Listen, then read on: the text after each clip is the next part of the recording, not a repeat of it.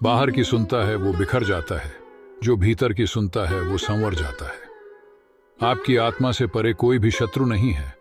असली शत्रु क्रोध, घमंड, लालच, आसक्ति और नफरत के रूप में आपके भीतर रहते हैं।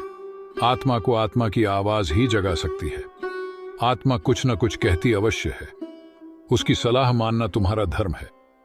आत्मा जिस कार्य से सहमत न हो उस कार्य के करने में शीघ्रता मत करो।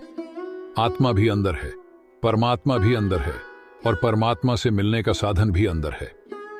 आत्मा तो हमेशा से जानती है कि सही क्या है। चुनौती तो मन को समझाने की होती है।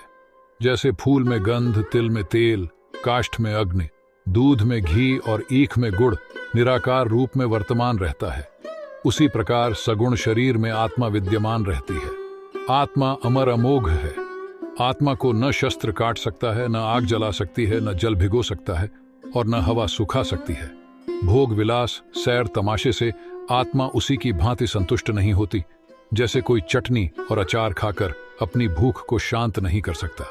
गीता के अनुसार आत्मा अमर है, न उसका जन्म होता है न मृत्यु। वह नित्य है और अनादिकाल से चली आ रही है। किसी शरीर की मृत्यु होने पर भी उसकी मृत्यु नहीं होती। जो बाहर की सुनता है वो बिखर जाता है, जो भीतर की सुनता है वो संवर जाता है। आपकी आत्मा से परे कोई भी शत्रु नहीं है। असली शत्रु क्रोध, घमंड, लालच, आसक्ति और नफरत के रूप में आपके भीतर रहते हैं। आत्मा को आत्मा की आवाज ही जगा सकती है। आत्मा कुछ न कुछ कहती अवश्य है। उसकी सलाह मानना तुम्हारा धर्म है। आत्मा जिस कार्य से सहमत न हो उस कार्य के करने में शीघ्रता मत करो। आत्मा भी अंदर है, परमात्मा भी अंदर है और परमात्मा से मिलने का साधन भी अंदर है। आत्मा तो हमेशा से जानती है कि सही क्या है।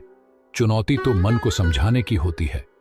जैसे फूल में गंध, तिल में तेल, काष्ठ में अग्नि, दूध में घी और ईख में गुड़ निराकार रूप में वर्तमान रहता है, उसी प्रकार सगुण शरीर में आत्मा विद्यमान रहती है। आत्मा अमर अमोघ है।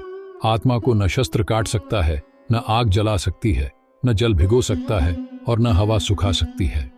भोग विलास, सैर तमाशे से आत्मा उसी की भांति संतुष्ट नहीं होती, जैसे कोई चटनी और अचार खाकर अपनी भूख को शांत नहीं कर सकता।